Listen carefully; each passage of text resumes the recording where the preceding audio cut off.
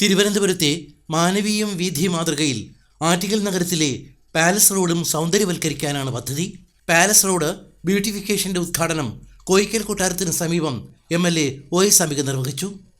120 കോടിയോളം രൂപ ഈ മണ്ഡലത്തിൽ 5 വർഷം കൊണ്ട് ചെലവാക്കാൻ സാധിച്ചു. മണ്ഡലത്തിലാകമാനം 700 കോടി രൂപയുടെ വികസനമാണ് പ്രിയമുള്ളിൽ നടപ്പിലാക്കിയിട്ടുള്ളത്.